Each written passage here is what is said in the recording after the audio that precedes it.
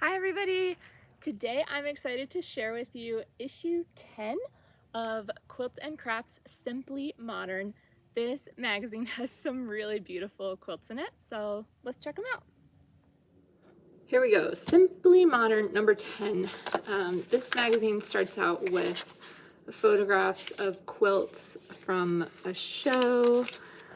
I have to show this because it's one of my favorite fabric collections, Treasure Hunt by Marcia Durst. I love Marcia Durst fabric. There's some really cool quilts in this section. Ugh, look at this one. Look at that binding. I don't even know what that is. It's like prairie points, but scallops. It's amazing. I love this one. I love this one. These are not projects in the magazine. These are quilts from the show. Oh, look at this one. Wow, I can't pick a favorite on this spread. These are amazing.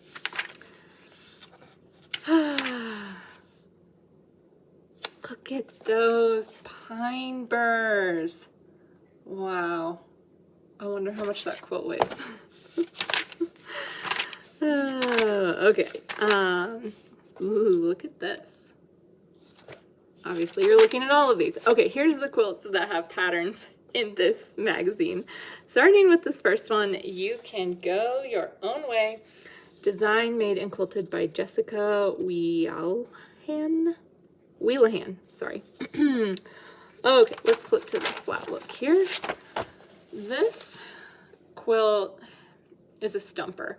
I really like the way that this quilt looks.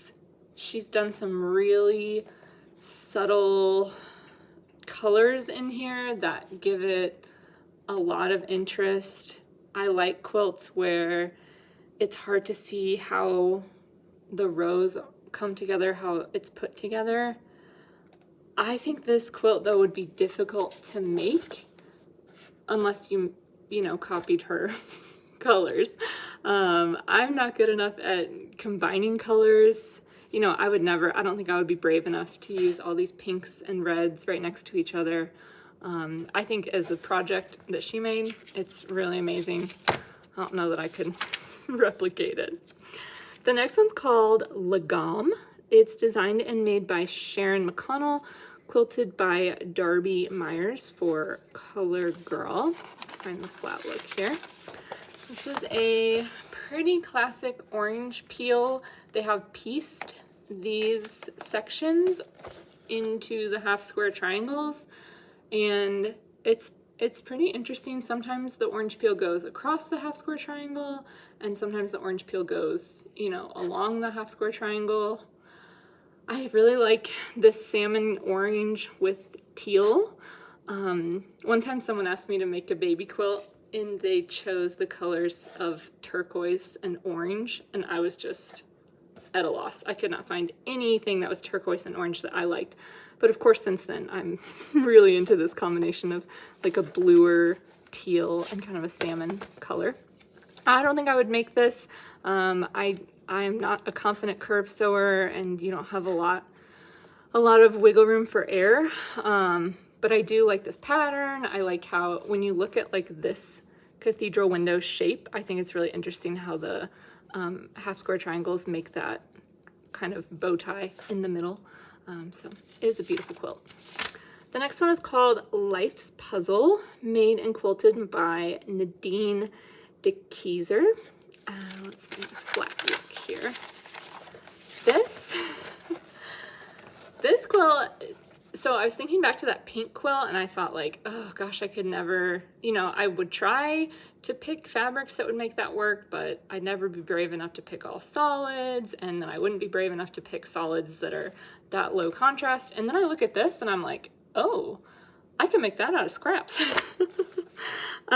Just the way they have, like, this is a really simple block, but the way they put it together in these crosses, I think is really cool.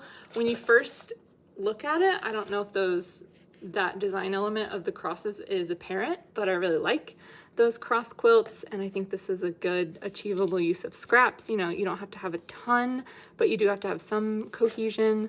Love it on the black background, of course. I think this one's really great. The next one's called Diamonds and Gray, made by Karen Korf, designed and quilted by Brigitte Heitland for Zen Chic. This one, diamonds are pretty tough. And here they've sashed these diamonds, which, you know, there's a lot of options here. You could obviously do an entire quilt top like this. You could do a quilt top where your solids are the same as your background, these bigger diamonds. There's a lot of options here. I'm a little surprised. Usually when I see a quilt with this much negative space, I expect that the quilter will have filled in the negative space with a design that looks like this. So, you know, like I was expecting straight lines with diamonds over here. But no, they just did a pantograph all over. Whenever I see quilts like that have like a ton of negative space and then they've quilted the exact block design in the negative space, I'm always like appreciative that I mean, imagine like drawing out all those diamonds that you would have to quilt in there. It looks amazing. I always think it looks nice when people do it, but I can never do it. This one is called Paint Points Medallion, designed and made by Liza Pryor Lucy and quilted by Judy Irish. It's funny, my long armor in Southern Indiana is a woman named Judy O'Donoghue, but because her last name is fairly difficult to spell, her business is called Irish Lady Quilting. So this one is quilted by Judy Irish. Probably not my long armor Judy, just similar. Okay, this is K Facet Fabrics, and this is the effect of K fabric. I don't get it, but I understand that I should get it. It's so much going on. It's hard for me to see. Let's see, they have like an illustration of what it's supposed to look like. So this looks like, I don't know, what is that? That's not Trip Around the World. I do like these stripes, these half square triangles that are stripes pointing out. I don't understand the blending of patterns, but I do appreciate that Cape is a master of colors, and whoever is able to use his fabrics, I have a lot of respect for. Oh, this is the cover quilt. I love this quilt. Paper Beads, made and quilted by Sujata Shah for The Root Connection.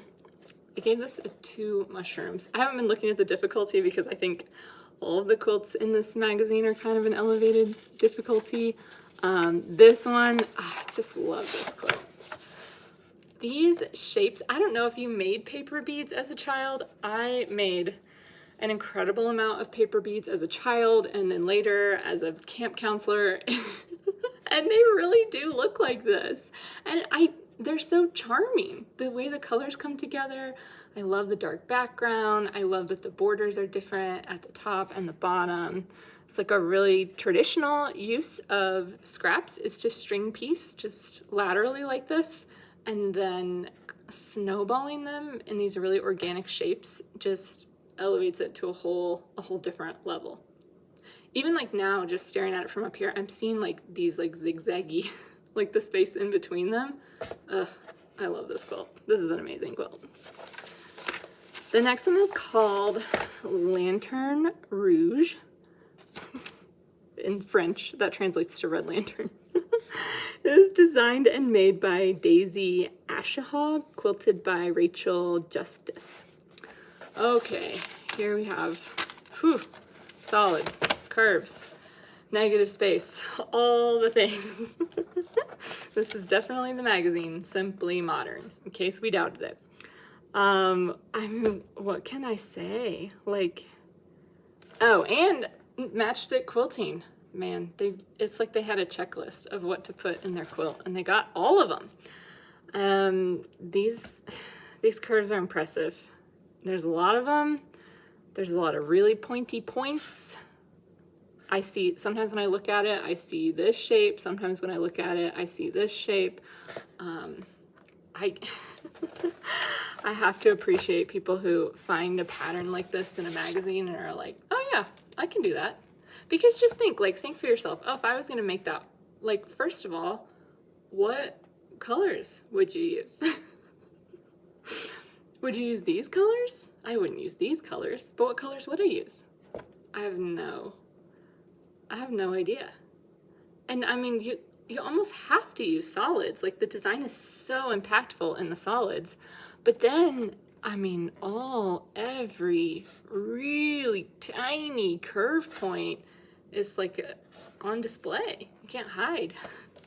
Prints, if you don't quilt a lot, I'll just let you know right now, prints hide a multitude of point losses in patchwork. So that's why I like to use prints. I like the look of prints, but I also like not having, you know, any error on display for all to see. But this is, I mean, this is an amazing piece of craftsmanship. Congratulations to anyone who makes this. This next one is called Radiant Arrow, made and quilted by Sarah Sharp for, gosh, it's so small, No Hats in the House. Now this is more my style. This seems achievable. These are just wonky stars. Look at them all. I love a wonky star. The arrow, they paper piece the arrow. I'm not into the arrow. But the stars on that low volume background, I really like that. Yeah, I would nix the arrow, more stars. The construction of this is pretty challenging with the diagonal strips on the background. Let's see how many mushrooms they gave it. 3, the 3 fungus quilt. And yeah, it probably is quite challenging to get. It almost looks like they didn't quite get it straight. Even, I'm sure they blocked that a ton before they hung it up.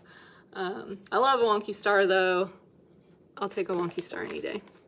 And look at how they're put in. They're set into like 3 bands. Really like that.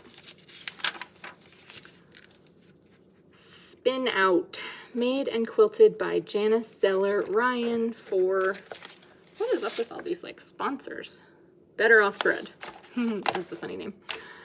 Okay, 2 green mushrooms. Does the color of the mushrooms matter? I don't know. Okay, so here we have some curves. Whoa. All right, this is kind of a lot to take in. I should have looked at how this came together because it looks like this shape is put, now I have to look.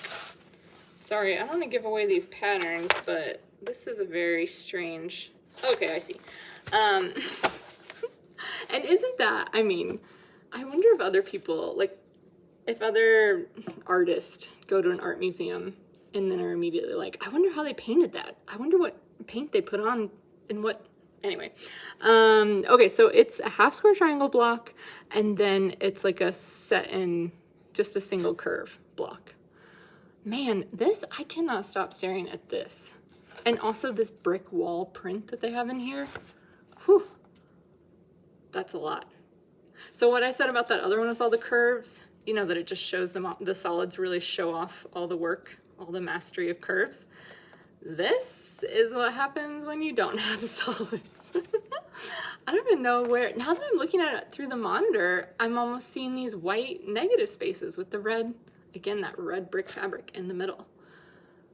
Wow. I wonder if this fabric is all, like, was this just in her stash? Did she imagine picking all these fabrics to go in a quilt together? That's probably what people think when they look at my quilts. Why did she put these quilts together, or these fabrics together? All right, next up is Fierce Perfection, made and quilted by Annalise Johnson for Eye Candy Quilts. Now, if you want to talk fancy binding, here we go. This is some, oh, those are so cute. We'll do those next. This is some very fancy binding. Wow. Oh, I love this. I love these green pears. I love that they're all different directions. I love that I can't really tell where the rows are. Is this, there's mushrooms on this pear. I love a mushroom fabric, of course. I love the gradient yellow down to darker greens. The backgrounds, I will say, these stems are maybe getting a little lost in these really busy backgrounds, but wow. Look at that binding. Amazing. Amazing, amazing. How do you get those corners to lay like that? Wow.